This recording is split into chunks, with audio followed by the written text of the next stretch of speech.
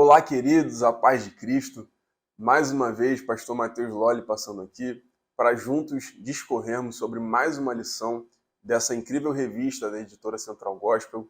E eu quero incentivar você também a estar adquirindo esse livro de apoio, Manual Prático de Teologia. Hoje, nós vamos estar falando sobre a lição de número 12, Os Ministérios da Igreja.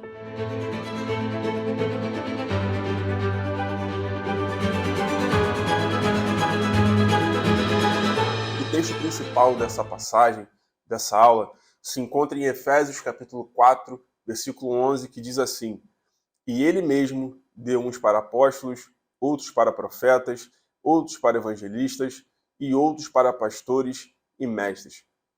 Quando a gente fala sobre os ministérios da igreja, é importante a gente voltar lá na primeira e na segunda lição que nós demos aqui, sobre o ministério pastoral e diaconal, onde nós buscamos a raiz da palavra ministério. E, bem rapidamente dizendo, o vocábulo ministério ele vem do latim, e sabe qual é o maior significado sobre o ministério? É serviço.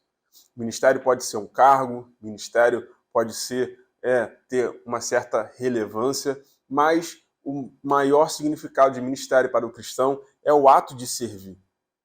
E quando a gente fala sobre Jesus, por exemplo, que é o nosso maior exemplo sobre serviço, ele sempre fala sobre isso. Então, o ministério pode ser um cargo, seja ele qual for, e é muito importante, é sempre bom estar honrando isso. Mas nós precisamos entender que estamos ali, quando desempenhamos essa função, para o serviço. É o ato de servir e servir a Deus. E tem uma frase que cerca a minha vida, que eu quero falar com vocês sobre isso, que é: quem não se envolve, não desenvolve. Isso é uma frase que acarreta a minha vida há muitos anos. Eu, por exemplo, fui consagrado a diácono, tinha 19 anos de idade. Então eu iniciei uma carreira ministerial muito novo, e ali eu pude ver que desde os meus primeiros serviços na porta, em Santa Ceia, seja lá onde foi, eu pude ver que eu estava me desenvolvendo. E eu quero incentivar você, que de repente você possa estar incentivando alguém da sua igreja, da sua família. De verdade, quando você se envolve no ministério, você vai ver o quanto você vai estar desenvolvendo seu caráter, suas habilidades e seu ato de servir cada vez mais com excelência a Deus.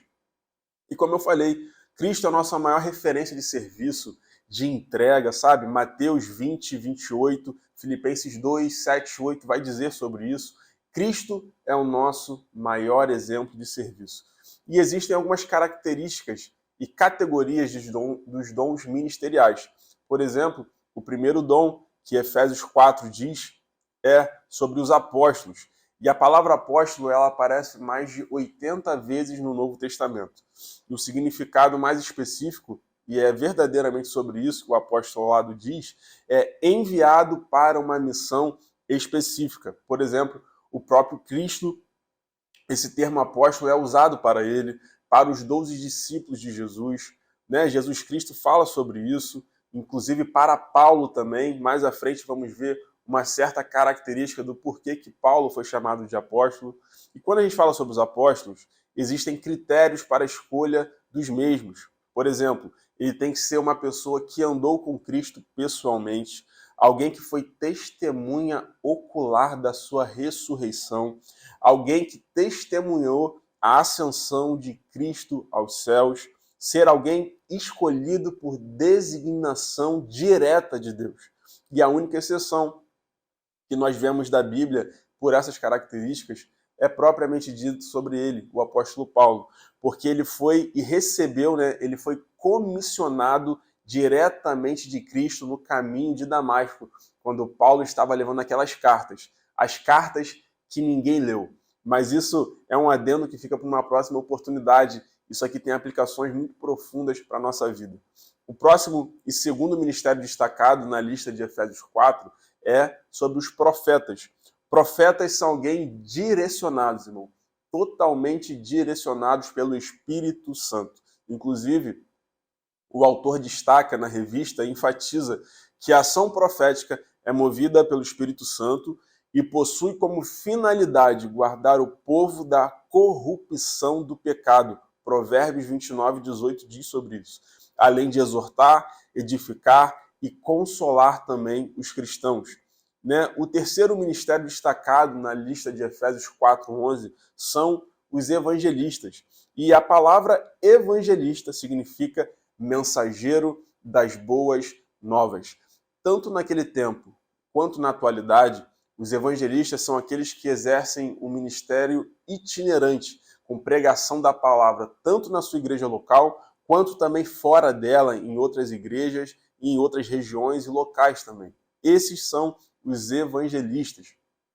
O quarto ministério, e muito importante, destacado na lista de Efésios 4:11, são o dos pastores, né? E essa palavra no grego tem um significado de apacentador, é um guarda, é um sustentador, aquele que conduz o rebanho ao pasto. Literalmente, um pastor de ovelhas. E uma coisa importante sobre o ministério pastoral é que o ministério pastoral não é para quem quer. Ministério pastoral também não é um trabalho. Ministério pastoral é para quem Deus chama. Ministério pastoral é uma vocação de Deus. É Ele que escolhe e direciona essas pessoas. Inclusive, nosso maior modelo de pastor é exatamente ele, Jesus Cristo.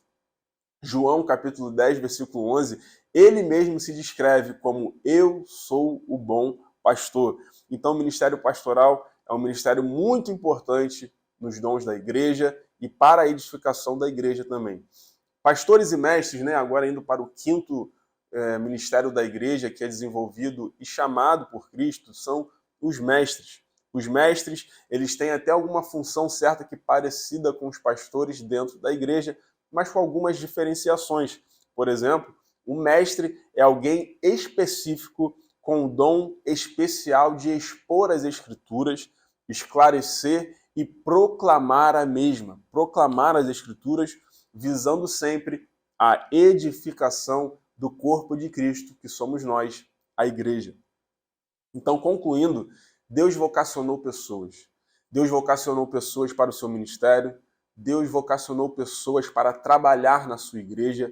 Então, nós vemos que não é alguém que se intitula, é alguém direcionado pelo Espírito Santo de Deus para estar desenvolvendo, irmão. Como eu disse, quem não se envolve, não desenvolve. Então, Cristo comissiona essas pessoas, o Espírito Santo habita nelas, desenvolve elas, para que possamos, então, desenvolver também o corpo de Cristo, que somos nós justificados pelo Cristo e pelo Espírito Santo. Aqui nós ficamos com mais uma aula. Te espero para a próxima lição. Que Deus continue te abençoando. Fique com Deus.